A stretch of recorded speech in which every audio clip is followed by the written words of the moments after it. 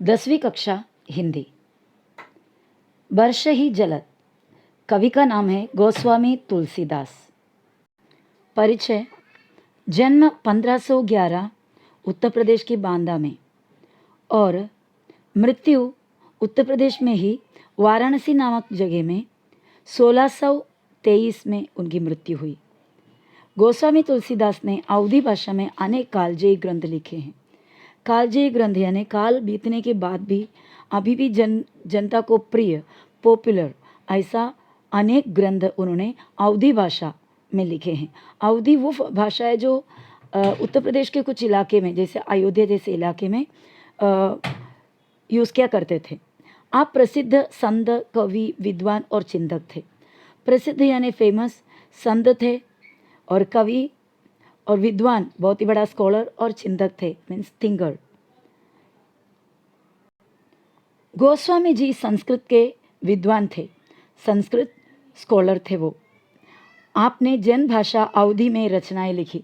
जो साधारण जनता का जो भाषा है अवधी लैंग्वेज, वही लैंग्वेज में उन्होंने अपने रचनाएं की ताकि आम जनता भी वो रचनाएं आस्वाद करे। आज से 500 वर्ष पूर्व जब प्रकाशन, दूरदर्शन, रेडियो जैसी सुविधाएं नहीं थी, ऐसे दौर में भी आपका ग्रंथ रामचरितमानस जन जन को कंठस्थ था। आज से करीब 500 साल पहले, पूर्व यानी पहले, जब प्रकाशन, पब्लिकेशन नहीं था, दूरदर्शन, टीवी वगैरह नहीं था, रेडियो नहीं थे, उस वक्त में, ऐसे कोई भी सुविधा नहीं होने के वक्त में, ऐसे हालात में उनका एक ग्रंथ रामचरितमानस वो हर एक व्यक्ति के मुंह से सुनने को मिलता था। कंठस्थ था यानी उनके सभी के कंठों से निकलते थे वो गाना या वो उनकी जो कविता, एक बड़ा महाकाव्य है, वो हर किसी को पता होता था। आपके द्वारा रचित महाकाव्य रामचरितमानस को विश्व के लोकप्रिय प्रथम 100 महाकाव्यों में महत्वपूर्ण स्थान प्राप्त है। उनके द्वारा, उनके ज़रिए लिखा गया हुआ ये जो रामचरितमानस नाम का जो महाकाव्य है, विश्व के यानी दुनिया के लोकप्रिय, सबसे पॉपुलर, सबसे पहला 100 महाकाव्यों में उनका ये जो महाकाव्य है रामचरितमानस, उसका स्थान, उसका जगह बहुत ही इम्पोर्टेंट है। प्रमुख कृतियाँ, उन्होंने लिखा हुआ प्रमुख कृतियों का नाम। रामचरितमानस जो एक महाकाव्य है, कवितावली, विनय पत्रिका, गीतावली, दोहावली, हनुमान बाहुक, बरवई रामायण, जानकी मंगल आदि, ये सभी उनके हाथों लिखा हुआ, उनके द्वारा लिखा हुआ बहुत सारे ग्रंथों में से कुछ है। ये जो महाकाव्य है इन्होंने कुछ चौपाई में और कुछ दोहे में लिखा गया हुआ है। तो हमारा ये जो कविता है उसके अंदर पहला एक चौपाई है, उसके बाद एक 2 लाइन का दोहा है और उसके बाद वापस से चौपाई है और फिर एक 4 लाइन का दोहा है।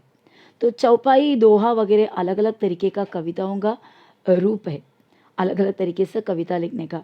उसमें एक एक लाइन के ऊपर डिपेंडेंट रहता है, एक एक मतलब कितना मात्राएं होती है, इस हिसाब से ये इसको कैटेगराइज, मतलब इसको क्लासीफाई किया रहता है। तो चौपाई 4-4 लाइन के होते हैं और पहला चौपाई में क्या दिया हुआ है वो हम पहले देखते हैं। घन घमंड नभ गर्जत घोरा, प्रियाहीन दर्पत मन मोरा। घन मतलब बादल, घमंड यानी बहुत ही गर्व से, नभ आकाश, आसमान, गर्जत यानी गरजता है, घोरा भयंकर तरीके से। आसमान में बादल बहुत ही गर्व से, जोर जोर से गरज रहा है। प्रियाहीन डरपत मन मोरा, प्रिया यानी प्रियतम, अपने जो प्यारा, बिलवड। हीन, हीन यानी बिना, प्रिया के बिना, डरपत डर रहा है, मन मेरे मन, मोरा, मोरा यानी मेरा, मेरा मन मेरे प्रिया के बिना डर रहा है। ये कौन, किसका मन की बातें कह रहा है? एक्चुअली ये दोहा, ये जो कविता है, ये श्री राम और सीता के बारे में, मतलब श्री राम के मन की जो भावनाएं हैं वो यहाँ पर बता रहा है। सीता हरण रावण ने किया और उसके बाद का जो सीता को खोज निकलने वाला जो सिचुएशन है, सीता की खोज में श्री राम और उनका भाई लक्ष्मण निकले हैं। और इस वक्त श्री राम के मन में जो भावनाएं, जो चिंताएं हैं, उसको कवि यहाँ पर बहुत ही अच्छे तरीके से स्पष्ट करने की कोशिश किया है।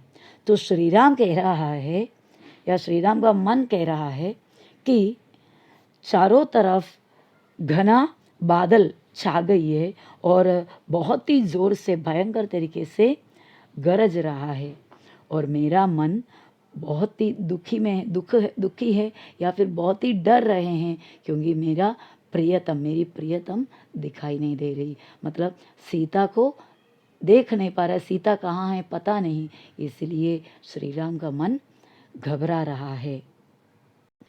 दामिनी दमक रही घन माही, खलकय प्रीति जथा थिर नाही। दामिनी बिजली, दमक मतलब चमका रही है, दमक रही मतलब चमक रही है। घन माही, घन बादल, माही मतलब में, बादल में दामिनी चमक रही है, बादल में बिजली चमक रही है। खल कई प्रीति जथा थिर नाही, खल मीन्स दुष्ट जन, बुरे इंसान। कई प्रीति मतलब प्यार, प्रेम, दोस्ती, मित्रता। जथा मतलब जैसे, थिर नाही मतलब स्थिर नहीं। जिस तरह दुष्ट इंसान का प्रीति, प्रेम वो सिर्फ दिखावा है या वो पल भर के लिए है, वो स्थिर नाही। इस तरह मतलब दुष्ट इंसान के मन का जो प्रीति जिस तरह अस्थिर है, उसी तरह दामिनी भी अस्थिर है, आया चमका और गायब हो गया।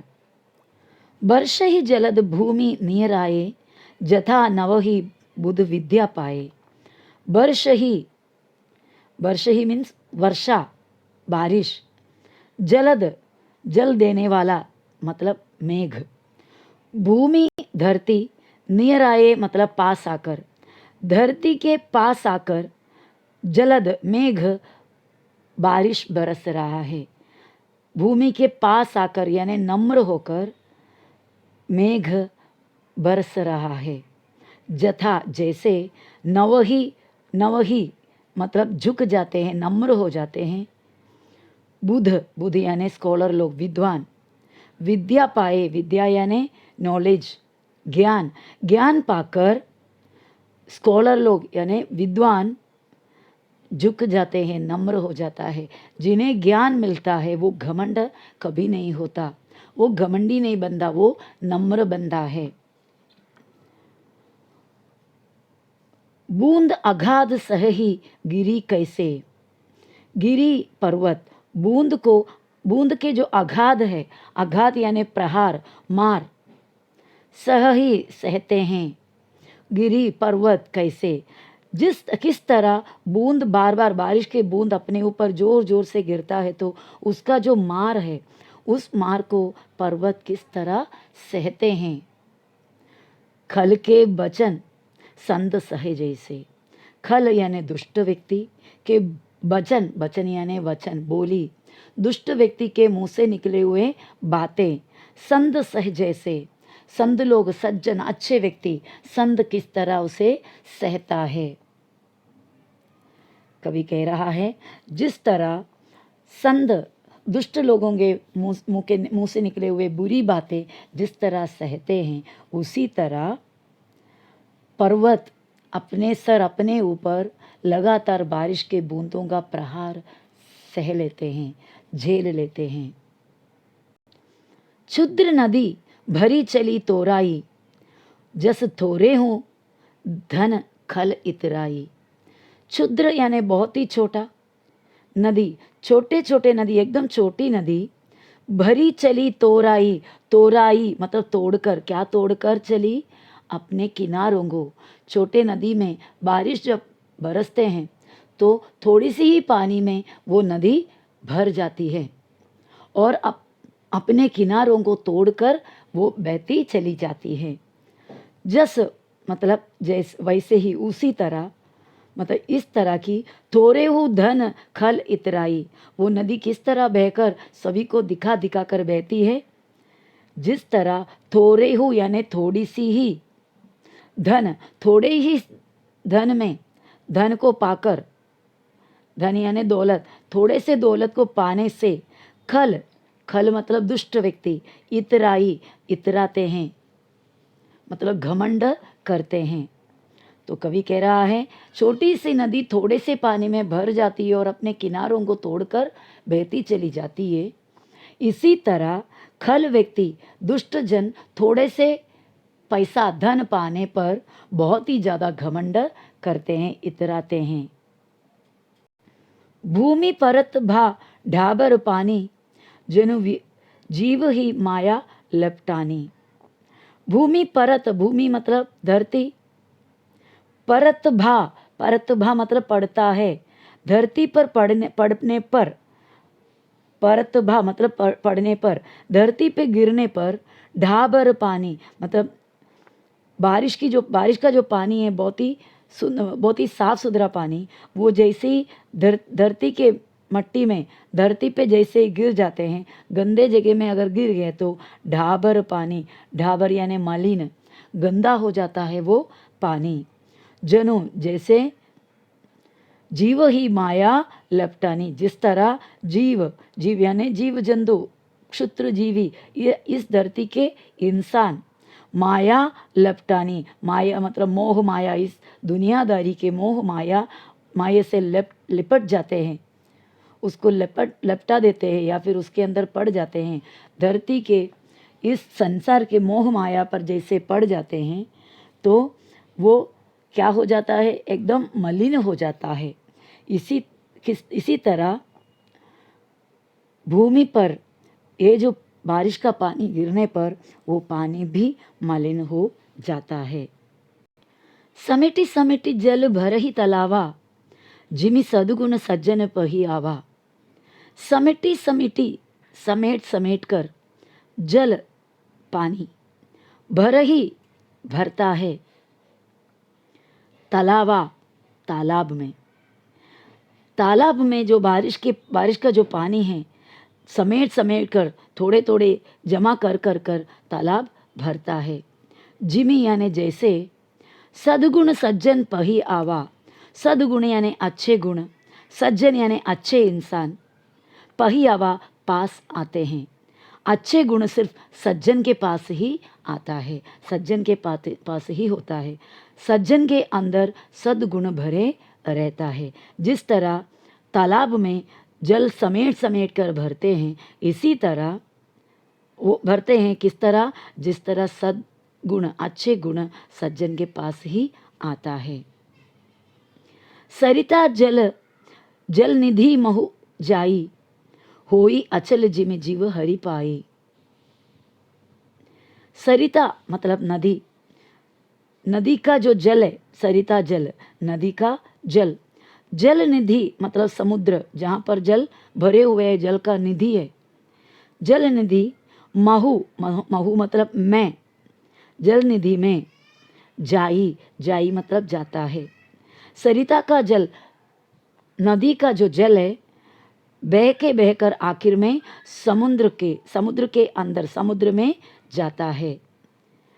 होई अचल, होई यानी होता है, अचल, अचल यानी स्थिर, स्थिरता वाला, मोशनलेस, कोई डगमगाने वाला नहीं, ऐसा। अचल जिमी, जिमी यानी जैसे, जीव हरि पाई।